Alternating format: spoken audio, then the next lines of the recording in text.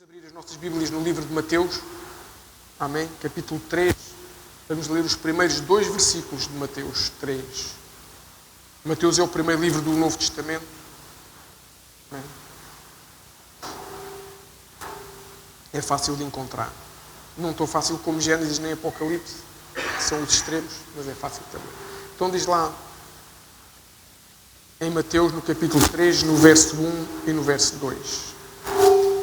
E naqueles dias apareceu João, o Batista, pregando no deserto da Judeia e dizendo: arrependei-vos, porque é chegado o reino dos céus. Amém. Senhor meu Deus, nós entregamos este tempo nas tuas mãos. Te damos graças pelo tempo de louvor, Senhor, em que nós celebramos contigo, meu Deus, e ministramos louvor ao Rei dos Reis. Te damos graças, Senhor, pela ceia, pelo momento em que podemos, juntamente com Jesus, partir o pão, Senhor, e o vinho. Mas agora entregamos este tempo nas tuas mãos para que tu venhas ministrar às nossas vidas a tua palavra. Tu possas preparar os nossos corações, preparar as nossas mentes, abrir os nossos ouvidos espirituais para ouvirmos verdadeiramente o que tu tens para nós. Não são apenas palavras que um homem vai declarar, mas sejam palavras que o teu Espírito Santo possa falar aos nossos corações, para nós sermos realmente tocados e transformados, para que a gente se possa arrepender, porque o reino dos céus está a chegar. É o que eu oro no nome de Santo Jesus e para a glória de Deus Todo-Poderoso. Amém. Estes 2 versículos falam de arrependimento. E arrependimento é o princípio de toda a mudança. Ninguém muda sem arrependimento. Não estamos a falar de uma mudança de atravesso a rua neste lugar, vou atravessar no outro. Não. Estamos a falar de mudanças nossas, mudanças interiores. Mudanças interiores. Ninguém muda sem arrependimento. O arrependimento é uma decisão, não é uma opção, é uma decisão, é um posicionamento, e até vos vou dizer mais, é um ato de coragem. Porque para nós nos arrependermos, nós temos de ter coragem de assumir que fizemos alguma coisa de errado. E muitas vezes nós não conseguimos fazê-lo, porque arranjamos atenuantes, justificações, que às vezes até pode haver, mas no limite, quem fez o que não deveria ter feito somos nós, não foi o vizinho. Imaginem, a gente vai no trânsito, é o exemplo mais simples. A gente vai no trânsito, alguém faz aquelas manobras maravilhosas à nossa frente e a gente tem um comportamento incorreto, ou grita, ou chama um nome, ou fala sobre a mãe da pessoa que vai lá à frente do carro, qualquer coisa do género. Tivemos uma atenuante? Tivemos. Ele atravessou à nossa frente, ele ou ela, e quase que a gente batia, mas não justifica o nosso comportamento. Somos nós que temos que mudar. Se ele mudar, fantástico para ele, mas nós é que temos que mudar para não voltar a fazer a mesma coisa. Por isso é preciso coragem para a gente controlar os nossos impulsos. É preciso coragem para a gente realmente mudar. Há 2 domingos atrás nós entramos aqui no novo ano bíblico, lembram-se, celebramos o Rosh Hashanah, entramos no novo ano de 5.786, o novo ano bíblico, e quer dizer que entramos também num novo ciclo, numa nova estação divina.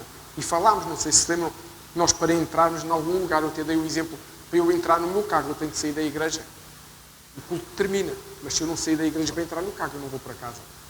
Lembram-se desse exemplo. Então nós temos que sair de um ano, falámos disso, para entrar num novo ano. E temos que perceber, falámos também nisso nessa festa, temos que perceber o que é que nós fizemos de errado para não voltarmos a cometer os mesmos erros. Há uma frase muito conhecida que diz que o inteligente aprende com os erros dos outros, mas o sábio aprende com os seus próprios erros. É fácil eu ver que o outro comete um erro e eu não vou fazer, mas eu tenho é que ver se eu cometo um erro semelhante ou outro qualquer e poder avaliar. Isso chama-se ter sabedoria.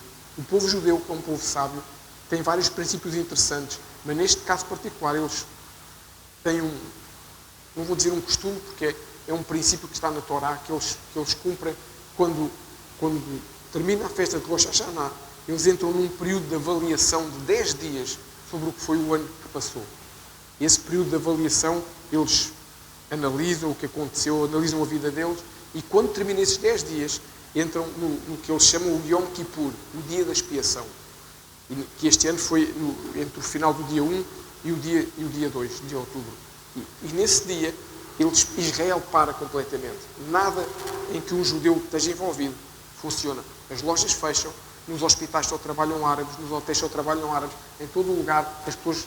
Porquê? Porque é o dia que eles cumprem o princípio de parar aquele dia completamente para ter um jejum completo e estar na presença de Deus. Deixem-me contar-vos uma história relacionada com tabernáculos. E tem tudo a ver com o Yom Kippur. Antigamente, o que a Bíblia nos ensina, é a Bíblia, era que nesse dia da expiação, no dia do Yom Kippur, o sacerdote ia, lembram-se que nós já fomos ensinados sobre isso, nós tínhamos no tabernáculo, tínhamos o pátio, não é? Depois tínhamos o lugar santo e o santo dos santos. Do lugar santo para o santo dos santos havia uma cortina que não deixava passar nenhuma luz de lá para cá, e aqui no lugar santo tinha um menorá aceso, a queimar ininterruptamente durante 24 horas, e não passava luz para lá. E só entrava no santo dos santos o sacerdote uma vez por ano, quando? No dia de Yom Kippur, o dia da expiação. E nesse dia ele entrava lá. E porquê? Ele ia apresentar os pecados da nação a Deus. E ele tinha tanto receio de ele estar em pecado, que o que os estudiosos nos mostram é que naquela noite o sumo sacerdote não dormia. Não fosse o caso de ter algum pensamento impuro. E ele, quando entrasse, ser fulminado por Deus. Mas mesmo assim, o que a Bíblia nos diz é que ele levava nos seus tornozelos, como se fossem umas campainhazinhas que limpavam, e ele ia amarrado na cintura por uma corda. Ou seja, imaginem, eu estou aqui a segurar a corda, o sacerdote entrava. Porquê é que era a corda e os sininhos? Quando ele deixasse de fazer barulho com os sininhos, ele tinha morrido. Enquanto ele andava lá no Santíssimo, a orar, enquanto no Santíssimo está a Arca da Aliança com o maná, tudo o que a gente vai explicar até em tabernáculos. Quando ele deixava de fazer barulho, os ajudantes dele percebiam que ele morreu. E então a corda servia para o puxar, para ele não ficar morto lá. E era levantado um novo sumo sacerdote debaixo da oração. Portanto, isto para mostrar a importância que o povo judeu leva para nós podermos avaliar o que eu fiz de errado e entrar num novo tempo sem pendências nenhumas. E isso é importante nós percebermos que tem a ver com esta palavra de hoje.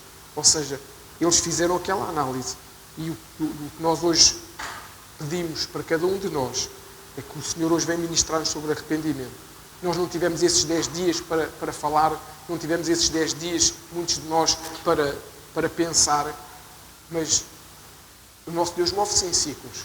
Tivemos a festa de Rosh Hashanah, próxima festa que começa amanhã.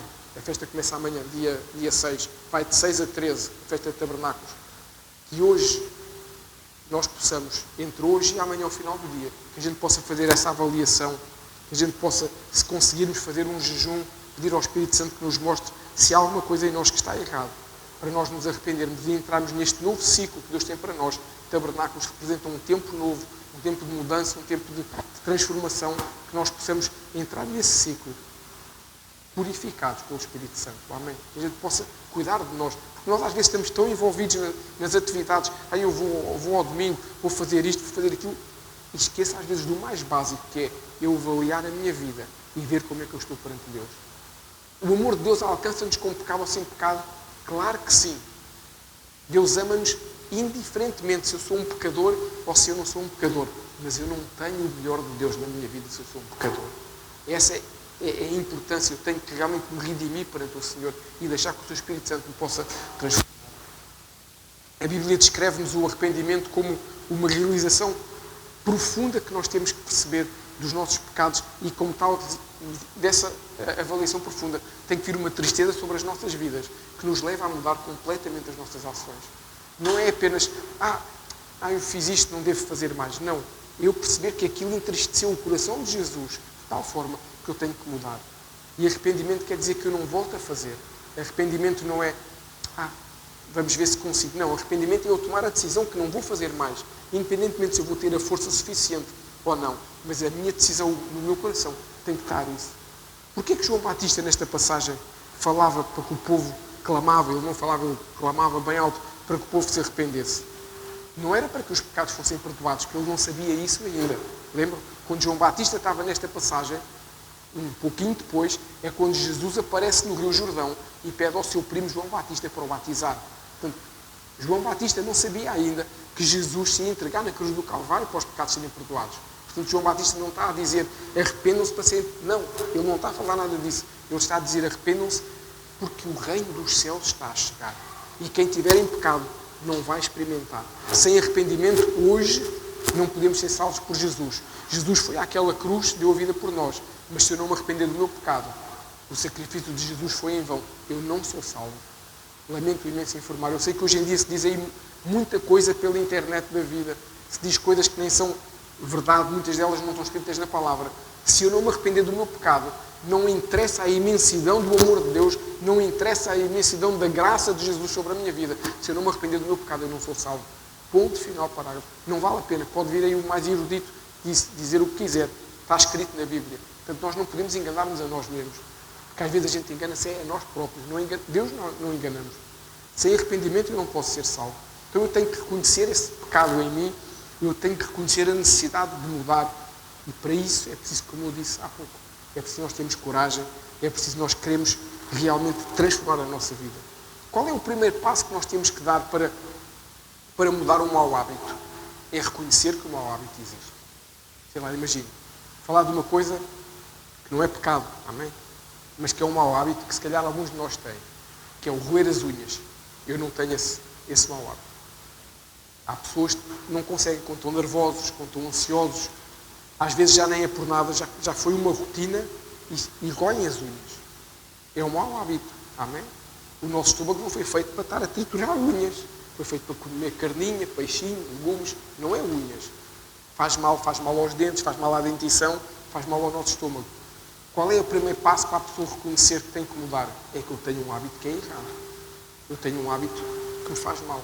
Deixa-me dar um exemplo de uma coisa que eu gosto. Eu sou guloso. Quem me conhece sabe que eu uso uma frase de um amigo meu que diz que o conhecimento que a sabedoria e a sobremesa não ocupam lugar. Eu uso muito essa frase. Há sempre lugar para uma sobremesa, há sempre lugar para um bolo bom. Mas se eu comer, em vez de uma sobremesa, comer 3 ou 4, está-me a saber bem, mas é um hábito que não é saudável. Eu tenho que reconhecer o quê? Eu tenho um hábito que não é saudável. Eu não consigo comer só uma fatia de pudim, tenho que comer 4. Graças a Deus não é o caso. Imaginem, eu não consigo só comer um bolo, tenho que comer 3 ou 4. Eu tenho que reconhecer que isso é um hábito e mudar antes que quê? Antes que o meu fígado, antes que os meus rins, antes que o meu organismo se queixe de uma forma praticamente irreversível. Ou seja, eu tenho que reconhecer que há alguma coisa errada e depois tenho que ter o quê? É força de vontade para avançar. No nosso caso, falando de pecado, a força de vontade é-nos dada pelo Espírito Santo. O Espírito Santo nos ajuda a nós nos fortalecermos. E como eu disse há pouco, hoje em dia, no mundo até eclesiástico, o pecado não é um assunto popular. Quem é crente há muitos anos, quem é crente há mais, sei lá, de 20 ou 30 anos, sabe que há 20 ou 30 anos, ou que conhece alguém, como os pais, por exemplo, sabe que há 30 anos atrás, numa igreja, se falava de pecado, se falava que roubar é errado, se falava que mentir é errado, se falava de montes de coisas que são erradas debaixo da palavra de Deus. E as pessoas tinham esse temor a Deus e consertavam a sua vida. Hoje em dia, ministerialmente falando, as igrejas, com medo de magoar as pessoas, não se diz que roubar a maçã do pingo doce é pecado. É uma falta, não é pecado. E hoje não se diz, não se dá os nomes às coisas. E então, infelizmente, as pessoas andam convencidas que a igreja é sobre bênção e sobre vitória. Que Jesus é sobre bênção e vitória. E deixa-me dizer-te uma coisa que se calhar te vai chocar. O Evangelho não fala de bênção e de vitória. O Evangelho do Senhor Jesus fala-nos de salvação e transformação. A bênção e a vitória é uma consequência de eu ser transformado e andar nos caminhos de Deus. A bênção é uma consequência, da mesma forma que a maldição é uma consequência. Não é por eu ser cristão, por eu vir à igreja, que eu vou ter uma vida só de bênção e de vitória. Não é. E hoje em dia tem-se muito medo de falar isso. Mas Deus, quando nos chama para pregar a sua palavra num altar, num púlpito, numa reunião, onde quer que seja, diz-nos para falar a verdade. Não aquilo que as pessoas querem ouvir, mas aquilo que é a verdade. Porque no dia em que quem tem essa responsabilidade chegar ao encontro com o Senhor nos portões da glória, eu não quero ouvir o Senhor Jesus dizer-me: eu não te conheço. E é o que acontece àqueles que não dizem a verdade, àqueles que não ensinam as pessoas. Eu quero que no dia em que eu chegar aos portões da glória, o Senhor possa dizer para mim: servo bom e fiel, entra no gozo do teu Senhor. Essa é a responsabilidade de quem ministra, de quem prega, de quem pastoreia. Não é ter as pessoas felizes e contentes, igrejas cheias de gente, mas no seu dia-a-dia, se o Senhor Jesus as recolher, elas não vão para o céu. E isso é algo que é grave e poderoso. Por isso, hoje, que nós vimos falar sobre arrependimento. Para nos arrependermos porque é chegado o reino dos céus. E se nós queremos que o reino do Senhor chegue à nossa vida, à nossa casa, realmente tem que haver arrependimento em cada um de nós. Não dá para nós fingirmos, quer dizer, até dá para nós fingirmos que está tudo bem, mas para que é que a gente finge que está tudo bem? Até dá para fingir que temos um bom casamento, até dá para fingir que temos um bom relacionamento com os nossos filhos ou com os nossos pais, até dá para fingir que somos santos, que somos sérios, que somos honestos. Mas se não for verdade, o que é que a gente ganha com isso? A gente só perde. Estamos a enganar-nos, não reconhecemos que há algo errado. Continuamos numa rota que nos leva para o abismo, em vez de entrarmos numa rota que nos leva para Jesus. Temos que mudar dessa rota que nos leva para o abismo, porque a Bíblia nos diz de forma clara que o pecado chama outro pecado. Um pecado chama outro pecado. E vai chamando até o dia em que nós caímos nesse abismo, e que é muito mais difícil de voltar. Mas a Bíblia nos chama ao arrependimento. E quando há arrependimento, nós podemos voltar para uma rota diferente. É a rota do Senhor Jesus. Só que esse arrependimento tem que gerar tristeza no nosso coração, como eu disse. Temos que ter mesmo vontade de mudar. Porque se nós não temos essa vontade de mudar, a gente não vai conseguir. Porque há uma diferença entre arrependimento e remorsos. Sabem qual é a diferença entre o arrependimento e o remorso? Vou explicar. O arrependimento é quando eu não preciso que ninguém me diga nada. Mas eu percebo, a minha vida não está bem nesta área, eu tenho que mudar. O remorso é quando eu sou apanhado por alguém. Quando eu sou apanhado, já não consigo enganar mais ninguém. Fui apanhado a roubar a maçã do Pingo Doce. Aí isso não gera arrependimento, pode gerar arrependimento, mas o que gera inicialmente é remorso. E quando gera esse remorso, eu fico com dor no meu coração, mas não tenho o desejo de mudar, tenho o desejo de não ser apanhado. E é completamente diferente. E hoje o Senhor nos chama não para isso, chama para nós mudarmos. Eu não estou a apontar o dedo a ninguém, amém? Nem nada que se pareça. Estou a falar para todos nós, começando por mim, para nós percebermos que se há coisas que temos que mudar na nossa vida, não vale a pena enganarmos toda a gente, porque nós, em primeiro lugar, não enganamos Deus. E no fundo, há um dia em que a gente percebe que não estamos bem.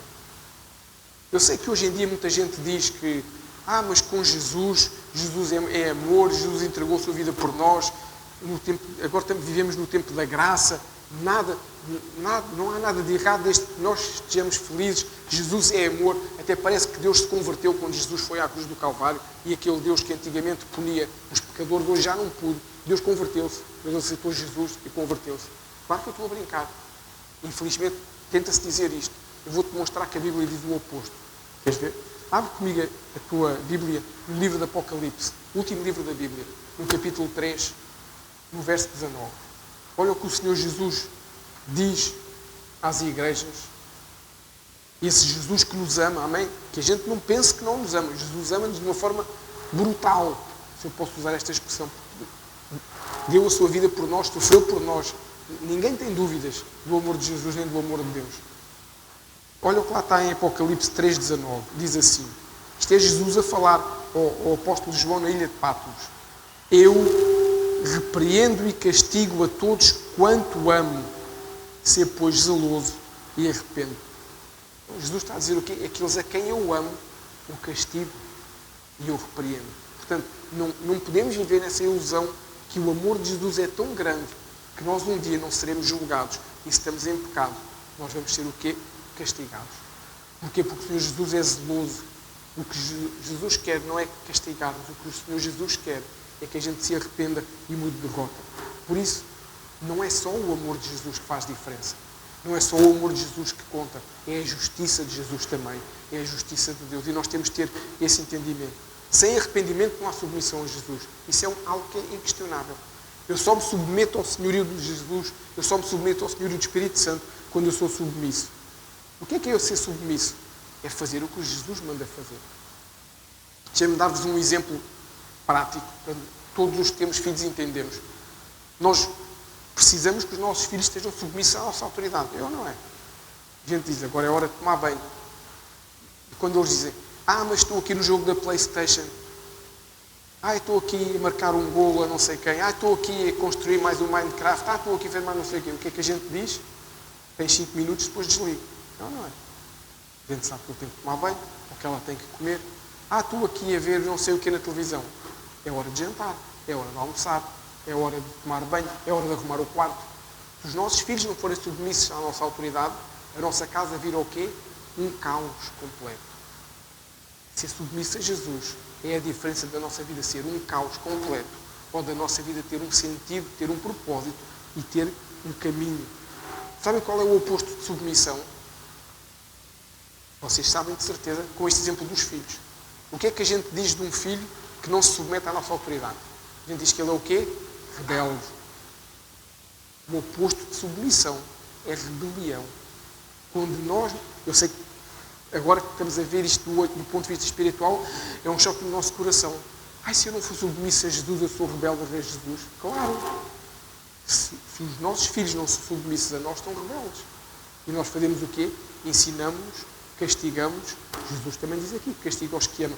A gente deixa de amar o nosso filho ou a nossa filha quando lhe tira a PlayStation, ou quando lhe tira o telefone, ou quando o deixa da televisão durante 2 dias porque ele não estudou, que era o dever dele, porque ele não fez o que tinha que fazer, porque ele se portou mal com o irmão ou com a irmã.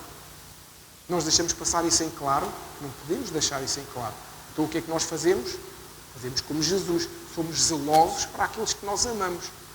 Eles têm que se submeter à nossa autoridade, têm que se submeter àquilo que nós dizemos que é para fazer, se não são rebeldes. Tu e eu, quando o Senhor Jesus nos diz para fazer algo, e eu escolho fazer exatamente o oposto, somos rebeldes. Não estou a falar daquelas rebeliões que às vezes se fala de igreja, não, estou a falar nós com Jesus. E muitas vezes o mundo vai-nos tentando ao longo da vida demonstrar que não é bem assim, que nós temos o direito de fazer as coisas à nossa maneira.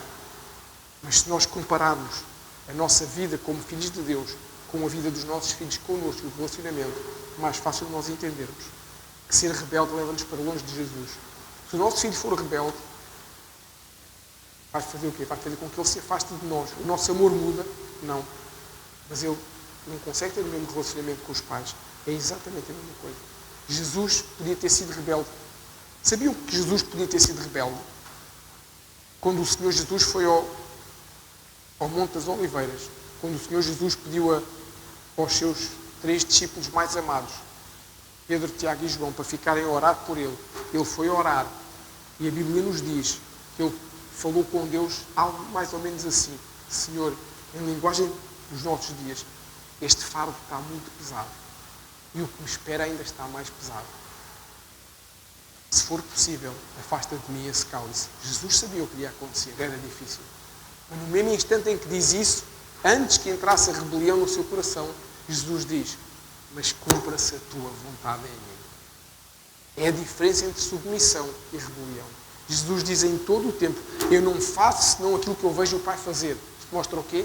Submissão. Eu não digo senão aquilo que o Pai me diz para dizer. Mostra o quê? Submissão. Jesus podia ter escolhido diferente.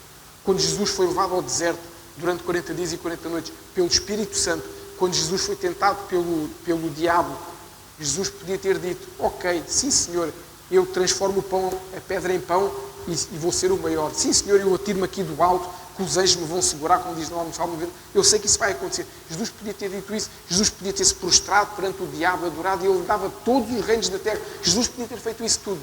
Estava em quê? Em rebelião com Deus.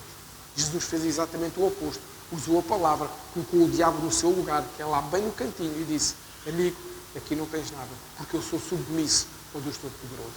Quando vem a tentação, quando vem a dificuldade, quando vem a vontade de agir errado, se nós formos submissos ao Espírito Santo, o que nós vamos fazer é render o nosso coração e perceber que, por muito que seja difícil, nós estamos a fazer o certo.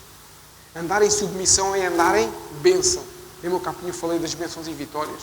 O Evangelho não é sobre bênçãos e vitórias, mas andar em submissão a Jesus traz-nos o quê? Traz-nos bênção e traz-nos vitórias. Não deixe que ninguém te convença do contrário. Não é eu fazer o que eu quero, é eu fazer o que o Senhor Jesus me manda fazer. Eu dizer que realmente não é só Jesus que é o meu Senhor e o meu Salvador, não é só Jesus habitar no meu coração, não, é eu ser submisso a Ele ser o centro da minha vida e eu não fazer nada que não seja por Ele. Quem disser o contrário está a enganar-nos. Se queremos viver uma vida vitoriosa, temos que andar submissos a Jesus. E para isso é preciso o quê? Arrependimento. Eu só consigo experimentar o reino dos céus se me arrepender do que é errado. Eu não consigo ser submisso a Jesus. Deixa eu dar este exemplo parvo outra vez. Se eu continuo a roer as minhas unhas, eu não posso dizer que eu sou submisso ao que é o certo.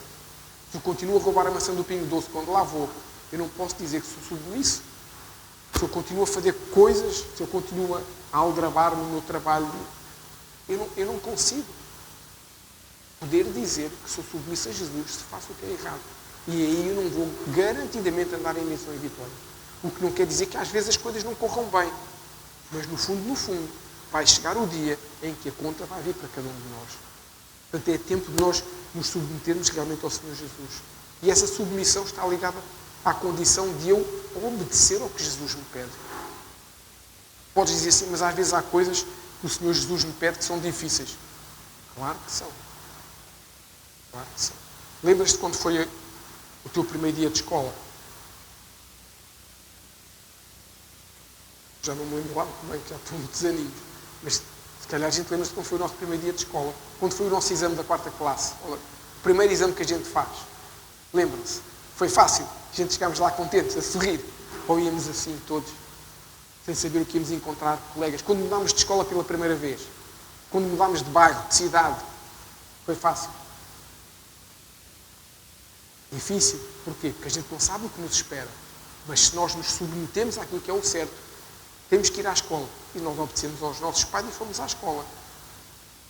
Só pode trazer bênção na nossa vida. Mesmo que tenham uns percalços aqui e acolhi. Porquê? Porque os nossos filhos se submeteram. Então nós, mesmo quando Jesus nos pede uma coisa que é difícil, se Jesus nos pede é porque é o melhor para nós. Isso é uma coisa que a gente tem que interiorizar de uma forma clara. Deus, através do seu Espírito Santo, maravilhoso, não nos pede nada que não seja o melhor para nós. E mais, o Senhor não nos dá uma carga que nós não tenhamos forças para suportar. Mesmo que às vezes haja dias que a gente diz, hoje não aguento mais. Dorme, descansa, ora. E o Senhor te dará a força e o vigor necessário. Não funciona de outra forma. Deus não quer o nosso mal. Nós temos dezenas, centenas de exemplos na Bíblia de personagens de homens e mulheres que tomaram decisões difíceis, mas que se submeteram a Deus. E o resultado foi bênção. Não pode funcionar de outra forma. Agora, nós não podemos, ou não deveremos, melhor dizer, nós não devemos dizer que somos submissos a Jesus e fazemos o que nós queremos fazer, dizemos o que nós queremos dizer, comportamos-nos como nós entendemos, vamos na direção que nós formos completamente contrária a de Jesus.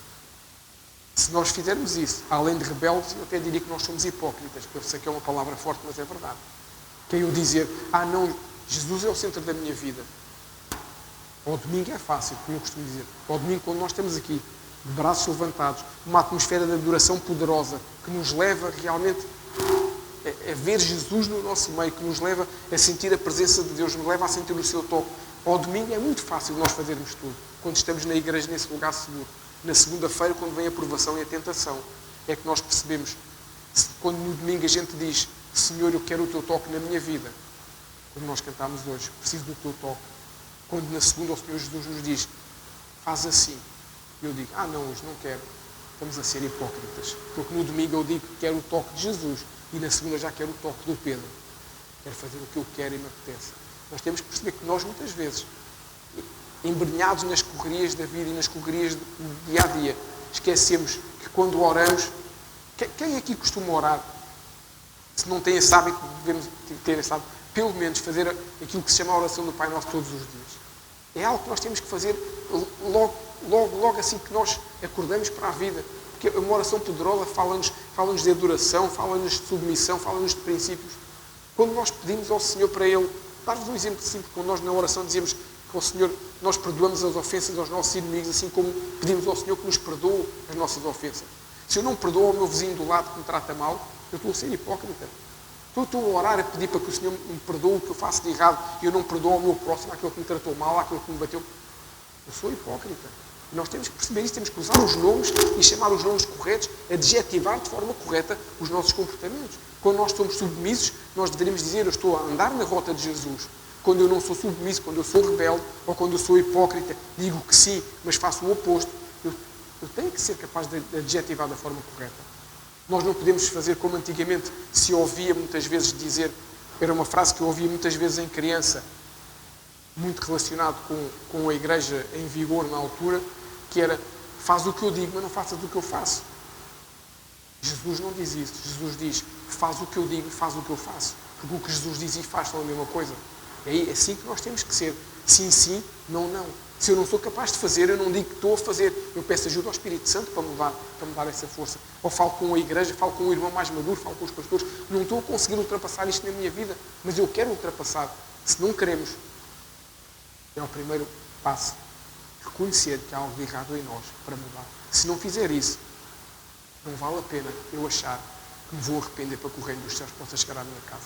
Eu sei que esta palavra é forte, é difícil talvez de ouvir, mas deixem-me assegurar-vos uma coisa. O sacrifício que Jesus fez por nós foi muito mais difícil e Ele fez.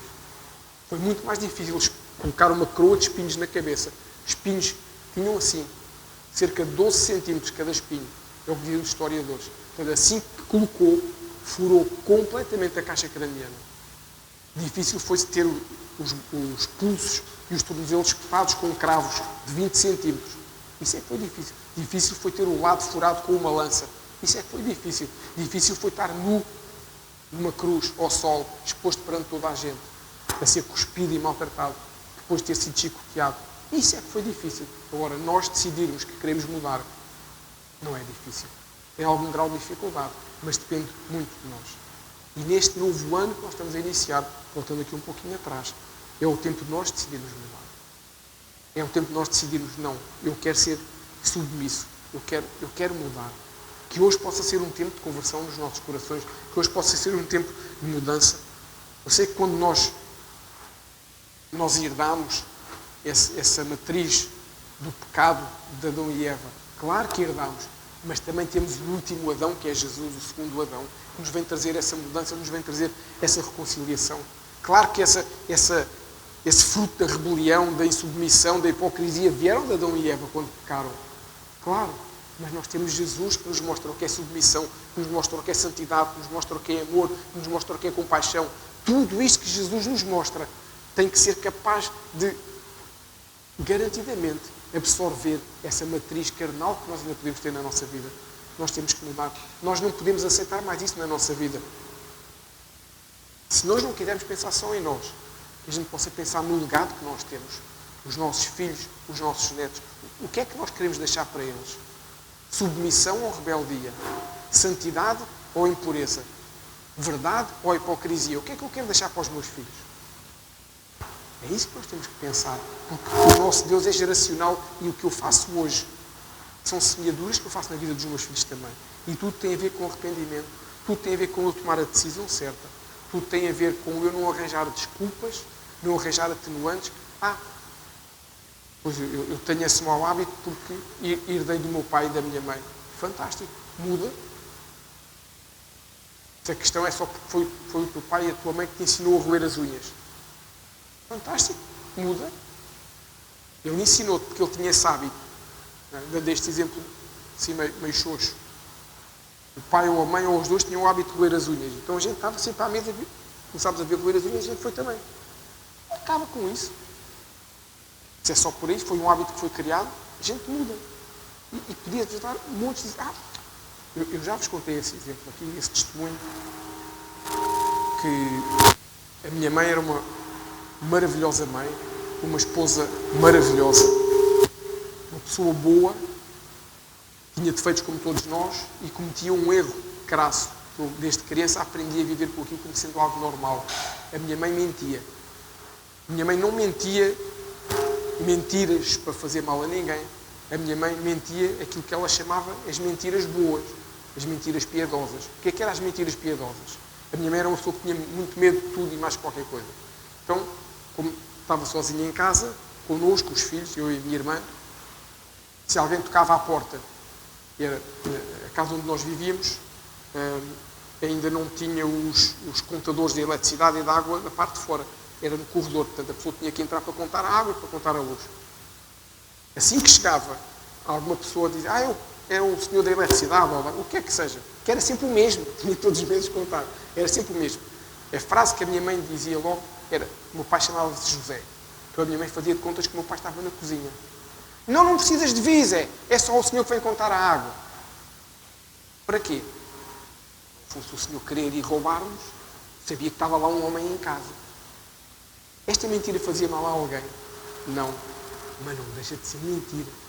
E podia-vos dar montes de outros exemplos com coisas deste género que a minha mãe fazia. Coisas para se proteger, coisas para nos proteger. Ou seja, eu cresci com essa noção que mentir estas pequeninas coisas não era errado. Até que um dia o Senhor Jesus me confrontou e disse que mentira é mentira e que o pai da mentira é o diabo e eu tenho que escolher, ou quero ser filho de Deus ou filho do diabo. Foi difícil de ouvir? Foi. Pôs em causa a minha mãe? Não. Pôs em causa um hábito errado que a minha mãe tinha. Ela não deixou de ser uma excelente mãe por causa disso. Agora, é difícil, às vezes a gente aprendemos coisas erradas dos nossos pais, dos nossos avós, dos nossos tios, brincadeiras parvas que nos faziam e a gente acha que isso é normal. E hoje, agora que somos cristãos, agora que temos a presença de Jesus na nossa vida, nós podemos olhar para aquilo e perceber, não é certo. Então não é certo que temos que mudar. Quando nós mudamos, quando nós nos arrependemos, nós permitimos que o Espírito Santo nos questione, permitimos que o Espírito Santo nos demonstre que nós não somos assim tão bons como às vezes nós consideramos. Nós às vezes achamos que devíamos trazer uma medalha ao peito a dizer o melhor cristão do mundo e nas costas a dizer sigam-me que eu sou o maior. Mas não é verdade. Não somos o melhor cristão do mundo. E para nós queremos que alguém nos siga, temos que ser bom exemplo. Então que a gente possa entender que nós não somos assim tão bons e que temos que ser mudados. Deixa-me dar-te um exemplo prático, bem prático, da importância da mudança nas nossas vidas e se nós queremos realmente receber aquilo que Deus tem para nós nas nossas vidas, que a gente possa ver este entendimento. Pensa num lago. Toda a gente sabe o que é um lago. Não estou a falar de uma praia, um lago. Um lago é um lugar onde um rio normalmente desagua ou algo do género. Normalmente são lugares bonitos. Por exemplo, o Lago da Galileia, fala-se que o Lago da Galileia é maior que o estuário do Tejo, não é? Mas fala-se em Lago da Galileia porque é considerado um lago. O que é que um lago tem? Água. Não é? Pergunta fácil. Esta nem pedi para o João dar 10 milhões porque todos ganhavam. Um lago tem água. Não é? A água é toda igual no lago? É. Não estamos a falar de lugares no meio do oceano, onde se junta o oceano com o outro, que quando há confluências de rios ou de oceanos, aquilo tem uma certa... As águas revolvem-se muito, não estamos a falar disso. A água é toda igual num lago. Agora faz-me aí uma... Pensa um pouquinho e responde. Se a água é igual em todo o lugar do lago, se a água é igual no lago, porque é que há lugares do lago que têm cores diferentes? Porque é que quando a gente olha para um lago, aqui perto de mim, perto da margem, por exemplo, o lago tem uma cor, e se eu olhar lá mais para a frente, o lago tem uma cor mais escura. É tudo água. É ou não é? Tem peixe, tem lodo, é igualzinho. Porquê é que a cor muda? Depende da profundidade da água, que a gente aprende na escola. A cor que nós vemos tem a ver com a capacidade do sol entrar na água e refletir mais ou menos. Quanto mais profundo é, menos o sol consegue refletir, fica mais escuro. Fisicamente falando, é o que acontece para as cores serem diferentes. Então depende de quê? Da quantidade da água, não da qualidade da água. O que Deus tem para nós é exatamente o mesmo para todos nós. O sacrifício que Jesus fez na cruz do Calvário foi o mesmo para todos nós. Independentemente se eu sou um serial killer ou se eu sou um chefe de família tranquilo. O sacrifício que Jesus fez foi exatamente o mesmo para cada um de nós. Não depende da quantidade de pecados a ser perdoado, não depende da gravidade do pecado, não depende da vida. Não.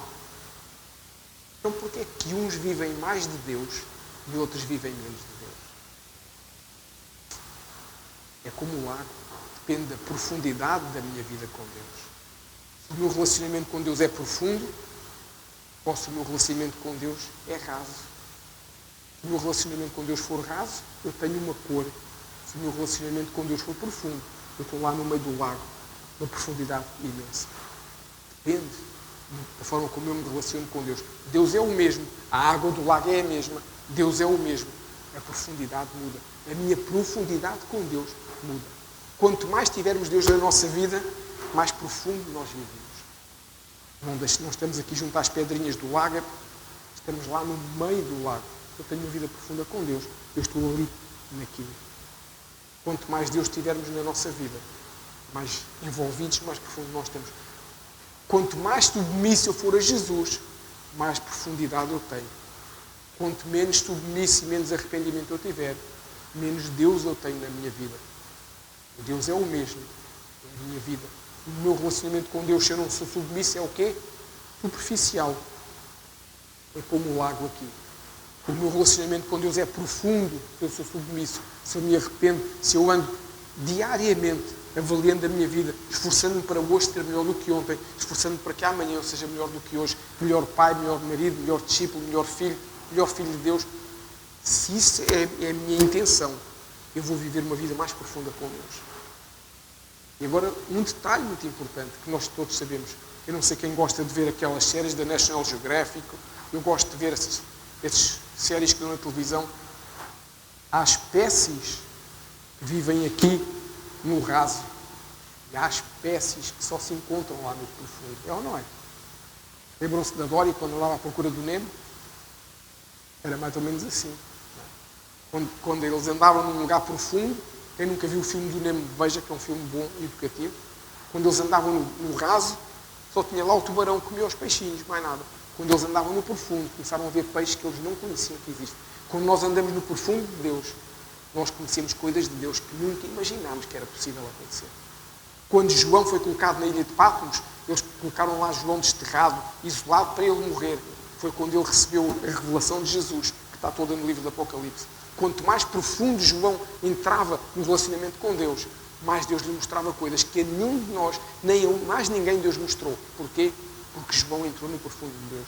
Quando em Ezequiel, o anjo leva Ezequiel pela mão e ele entra na água, o que é que a Bíblia nos diz? Ele entrou com água pelos tornozelos, pelos artelhos. Depois a água foi subindo? Não, ele é que foi entrando na água. E à medida que ele entrou no profundo, a água chegou até aos lombos, chegou até aos ombros. Ele perdeu o controle total. Ele entrou na profundidade de Deus. Se eu sou submisso, se eu me arrependo, se eu tenho uma vida santa, eu entro nesse profundo de Deus. E conheço uma vida que mais ninguém conhece. Há peixes, que há umas semanas vi num relato qualquer que descobriram uma espécie nova lá numa daquelas fossas do Oceano Pacífico, a não sei quantos quilómetros de profundidade, uma espécie nova que não sabia que existia. Porquê? Porque já há equipamento que permite ir mais fundo do que se há até hoje. Quanto mais tu mergulhares com Deus, quanto mais tu entregares a tua vida a Jesus, mais tu vais conhecer de Deus do que se calhar alguma vez alguém conheceu. Porquê? Porque Deus está lá. Deus não muda. Mas nós não conseguimos acessar o coração de Deus tão intenso quando estamos aqui no raso, quando estamos no profundo. E é isso que nós temos que mudar na nossa vida. Querer alcançar o profundo de Deus. E para isso é preciso fazer o quê? O que João Batista nos dizia lá em Mateus, quando nós começámos. Arrependei-vos. É chegado o reino de Deus. E é isso que é importante nós fazermos. É isso que é importante nós mudarmos. Amém. Posso pedir para ficarmos de pé? Para começarmos a terminar. Então, nós temos que perceber isso. Quem anda no profundo tem uma experiência com Deus. Quem anda no raso não tem. E hoje é o dia para nós nos arrependermos. Se hoje nós temos alguma coisa que nos arrepender, hoje é o dia que eu deixe de andar na rota errada. Todos nós já vimos com certeza relatos de pessoas, normalmente são pessoas com uma certa idade, que andam na autoestrada no sentido contrário. É ou não é? Às vezes sabemos a notícia. Eu acredito que essa pessoa vai no carro e deve dizer assim: epá, vem tudo ao contrário hoje, mas é ele que está. Eu acredito que a maior parte das vezes não é por teimosia, é por engano. Falhou uma entrada, não teve noção, não viu, sei lá, de noite. Então às vezes a pessoa entra na autoestrada convencida que está a fazer o caminho certo, mas se ele não mudar, ele vai ser abalroado mais tarde ou mais cedo. Chega de andarmos na rota errada, senão vamos ser abalroados mais tarde ou mais cedo, por nós próprios ou pelo próprio mundo. É tempo de nós mudarmos, é tempo de eu perceber, não, eu estou no sentido contrário, Jesus está aí para ali, eu vou para aqui, então que eu deixe de continuar ali, insensível, convencido que sou o maior, que estou sempre certo, e que eu decida mudar para acompanhar Jesus. Se nós temos um coração rebelde ou uma mente rebelde, que a gente possa mudar isso. Eu tenho esse coração, realmente é difícil de eu me convencer, é difícil de eu deixar o Senhor Jesus fazer parte da minha vida. Que eu possa mudar isso hoje. Que eu possa dizer, eu não quero mais isso. Podemos fechar os nossos olhos para orar.